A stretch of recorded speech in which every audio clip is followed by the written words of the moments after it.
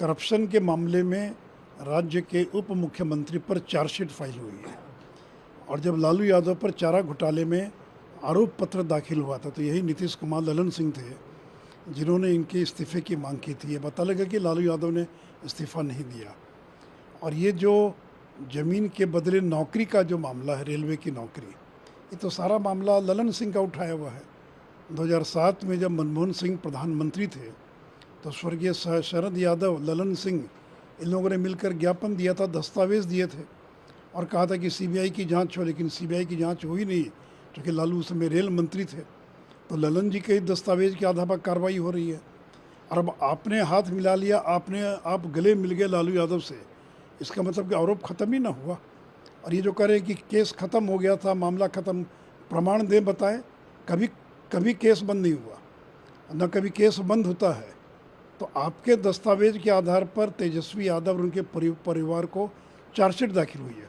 और सवाल तो ये कि जो आरोप लगे उसका जवाब दीजिए ना, कि ये सच नहीं है कि हृदयानंद चौधरी जो पटना के अंदर 4th ग्रेड एम्प्लॉई है रेलवे के, इन्होंने अपनी पटना शहर की कीमती 70 लाख की ज़मीन हेमा यादव और राबड़ी देवी को दान दे दिया और उसके बदले में उनको नौकरी मिली।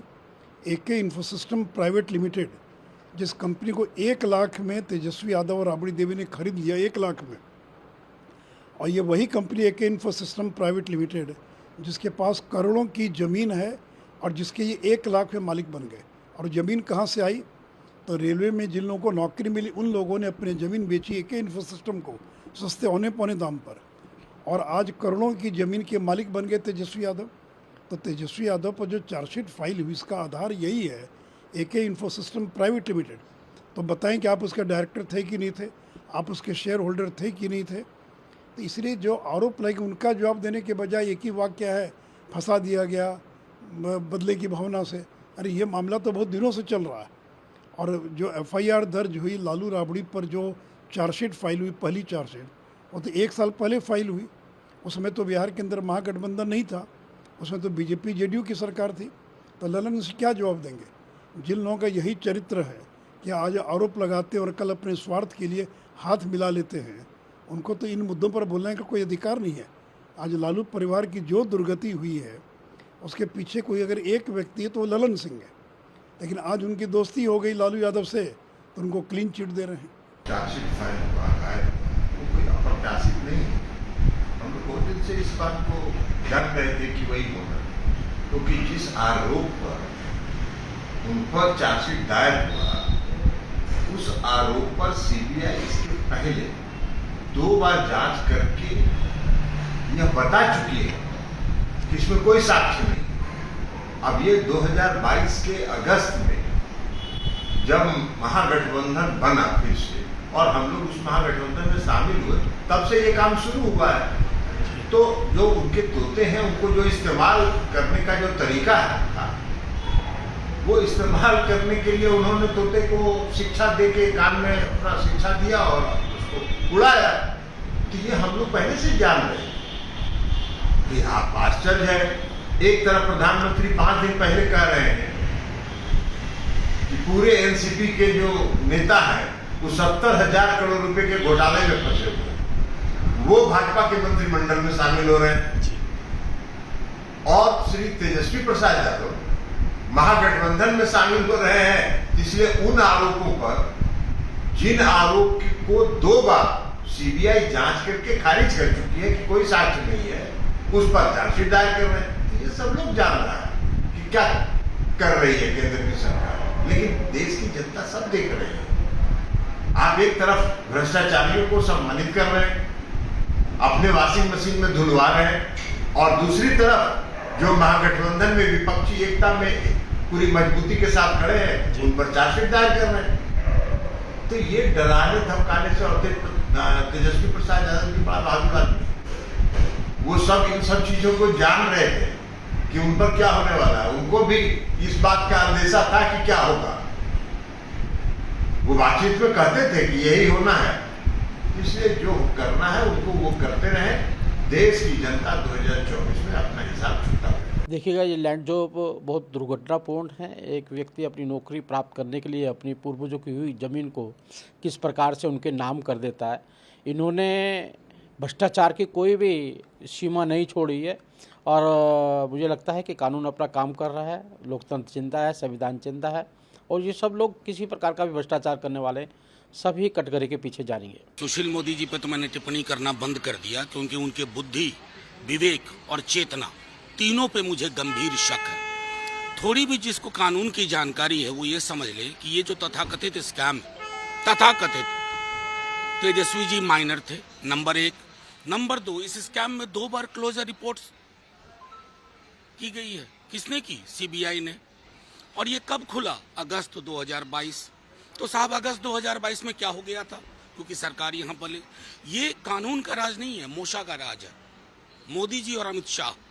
क्योंकि सीबीआई के अंदर भारी विरोध था, लोग कह रहे थे कि हम आपका उपकरण नहीं बनना चाहते, it is too much.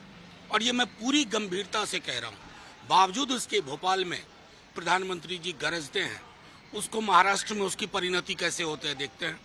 70,000 crore वाले आज उनके मंत्री और उप मुख्यमंत्री हैं। तो वो चाह रहे हैं कि बिहार की सरकार पे दबाव बनाए, लेकिन उनको बता दें कि पॉलिटिकल लड़ाई पॉलिटिकली लड़ी जाएगी।